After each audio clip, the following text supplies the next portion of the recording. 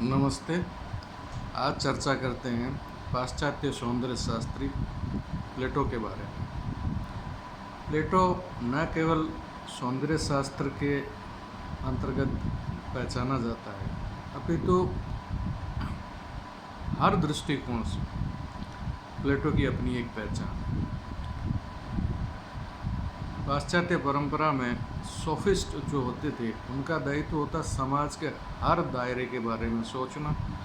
तो प्लेटो भी जहाँ दार्शनिक थे ही,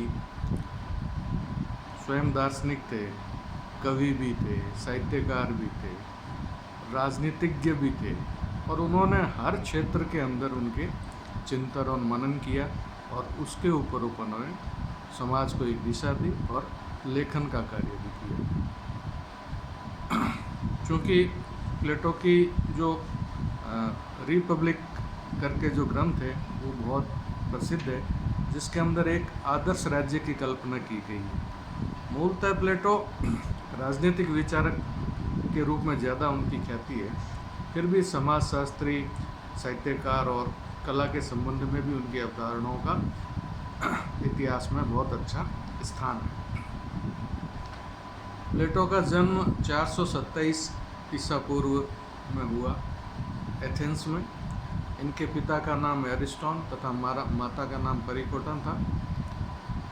बचपन में इनके पिता की मृत्यु हो गई थी, तो इनका जो पालन पोषण था उनके सौतेले पिता ने किया, और सौभाग्य से सुकरात जैसे बड़े गुरु के वे शिष्य भी रहे, और सुकरात के साथ रहकर, शिष्यत्व में रहकर उन्होंने दर्शन, साहित्य, गणित पर इन्होंने काफ़ी अध्ययन भी किया। सुकरात की मृत्यु के पश्चात उन्होंने अनेक देशों की यात्राएं की। लगभग 10 वर्ष तक वे अलग अलग देशों में घूमते रहे। वहाँ के जीवन को, वहाँ की कला, साहित्य और राजनीतिक विशेषताओं का उन्होंने वहाँ पर अध्ययन भी किया, निरीक्षण किया, और फिर जब वे वापस एथेंस लौट कर आ गए 10 वर्षों पश्चात, तो वहाँ आकर उन्होंने एक अकादमी या जिम्नेजियम संस्था की स्थापना की, और वहाँ रहकर वर्षों तक उन्होंने एक अध्यापक के रूप में, एक दार्शनिक के रूप में तथा गणितज्ञ के रूप में उन्होंने अपनी सेवाएं दी। उम्र के अंतिम 40 वर्षों में उन्होंने साहित्य रचना और दर्शन की शिक्षा का देना भी उन्होंने आरंभ किया, और उनकी रुचि साहित्य और दर्शन में अधिक रहने लगी। यहाँ रहकर इन्होंने अनेक ग्रंथों की रचना की, जिनमें लगभग 35 संवादों की एक रचना है जिसको संकलित किया हुआ है, डायलॉग्स प्लेटो के, तो वो काफ़ी चर्चित है। और उसके अलावा इयोन हो गई, और क्राइटस हो गई, प्रोटोगोरस, गॉर्जियास, रिपब्लिक, फेडस, फिलेबुस, लॉज, सिम्पोजियम फिलोसॉफी आदि अनेक पुस्तकें इन्होंने अलग अलग विषयों को लेकर उन्होंने लिखी, और अपना पूरा जो जीवन था वो उन्होंने कला, दर्शन, साहित्य, गणित और राजनीति विज्ञान, इन सब को उन्होंने दिया। वस्तुतः पाश्चात्य जगत में दार्शनिकों की अपनी एक परंपरा है कि वो जीवन के हर आयाम के बारे में वो सोचते हैं, उस पर मनन करते हैं, चिंतन करते हैं, तथा उसका अवधारणाओं का संकलन करते हैं पुस्तक के रूप में, और समाज और राष्ट्र को और राज्य को एक दिशा देते हैं। राज्य की व्यवस्था के बारे में, सामाजिक मान्यताओं के बारे में लोग उन पर आश्रित रहते हैं, वो समाज के एक पथ प्रेरक के रूप में माने जाते हैं। तो इस दृष्टि से प्लेटो एक महान दार्शनिक के रूप में यूनान के अंदर इनका बहुत बड़ा नाम रहा है। फ्रैंक थिली कहते हैं, प्लेटो एक कवि, रहस्यवादी व एक दार्शनिक थे। उनमें अनोखे ढंग से तार्किक विश्लेषण और अमूर्त चिंतन की महान शक्तियों के साथ साथ कवि की कल्पना की उड़ान और गहरी रहस्यमय अनुभूति का समन्वय था। अर्थात उनके जो तार्किक विश्लेषण था वो अपने आप में बहुत विलक्षण था। वे दार्शनिक थे और तर्कशास्त्र दार्शनिक का ही एक वो शाखा है जिसके अंदर चर्चाओं के द्वारा अपने तर्क देकर किसी निर्णय पर पहुंचा जाता है। तो वो तार्किक दृष्टि के अंदर प्लेटो बहुत ही अपनी एक विशेष पहचान रखते थे और उन चीज़ों के बारे में जो दिखती नहीं है, यानी कि जो देवीय रूप है, जो देवीय शक्ति हैं, उनके बारे में भी उनका अमूर्त शक्तियों के बारे में बहुत अच्छा चिंतन था। साथ में कवि थे ही और रहस्यमय अनुभूतियाँ उनके जीवन में रही है जिसको वो अनुभव के साथ में व्याख्यायित भी करते रहे। प्लेटो से पूर्व भी कला और सौंदर्य के बारे में काफ़ी कुछ चर्चाएं रही है। जब प्लेटो की बात विस्तृत रूप से करेंगे तो प्लेटो की मान्यताओं के बारे में बात करेंगे, लेकिन इससे पूर्व भी जैसे अगर अपन पृष्ठभूमि में देखें प्लेटो की, तो जो कवि थे होमर और हेसियोड, इन्होंने भी कला और साहित्य के बारे में अपने विचारों को लिखा और इनकी एक परंपरा भी थी कि जब भी ये किसी काव्य की रचना करते, बड़े काव्य की या किसी भी काव्य लिखते, तो उससे पहले जैसे कि इन्होंने होमर ने इलियड और ओडेसी में उसका वर्णन भी किया कि इन्होंने किसकी प्रेरणा से इनको आरंभ किया, तो वहाँ उनकी कला की अधिष्ठात्री देवी थी म्यूज। उस म्यूज से प्रेरणा पाकर वो अपनी रचनाओं को रचते थे या उसका निर्माण करते थे, लिखते थे। हेसियोड ने भी ऐसी प्रार्थना की म्यूज देवी की। तो ये ठीक वैसे ही है जैसे बात के अंदर सरस्वती वंदना की जाती है, सरस्वती अपने ज्ञान की देवी है, तो कला की देवी है।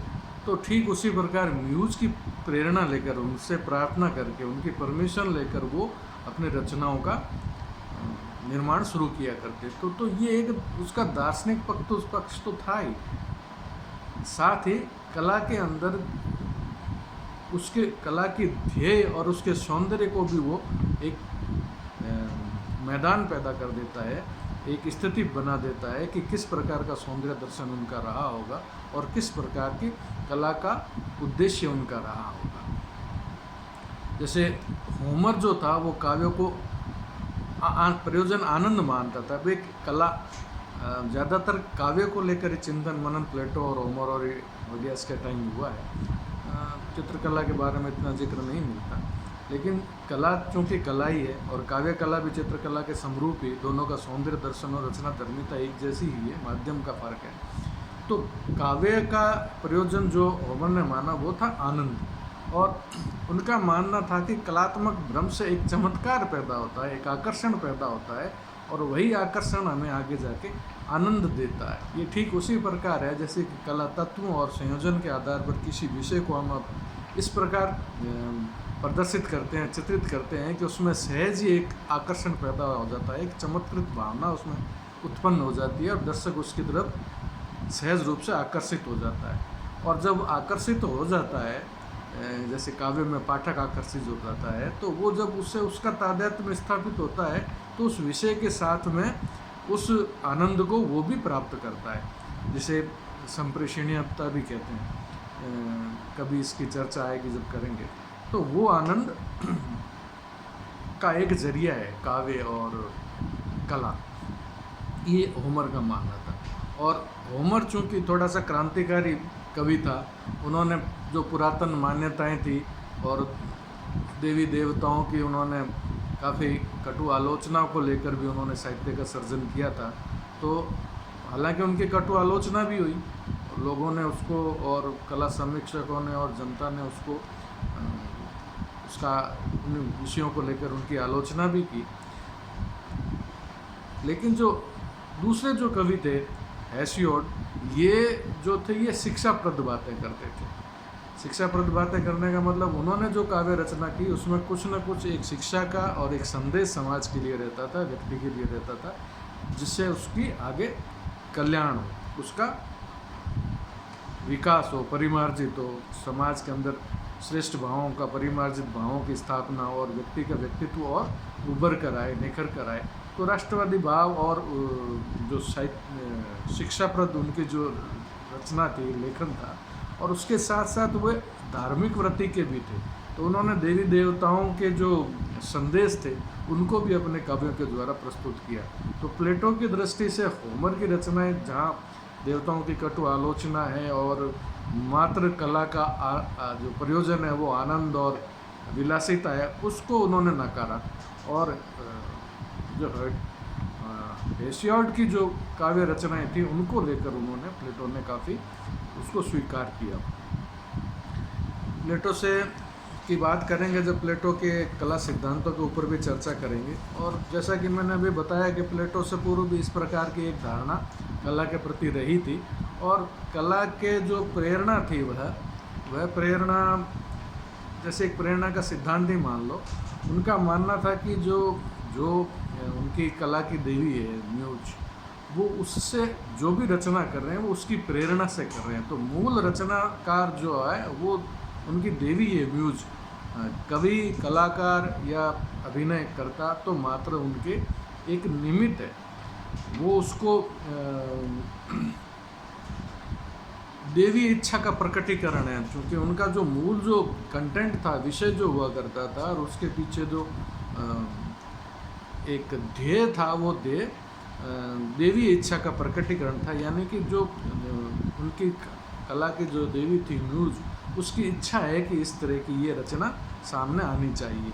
तो वो उसका प्रेरणा जो थी उसकी जो वो देवीय थी, और कवि और रचनाकार को मात्र उसका एक निमित्त माना, उपकरण माना, जो उस रचना को निभाता है, करता है। और उसमें भी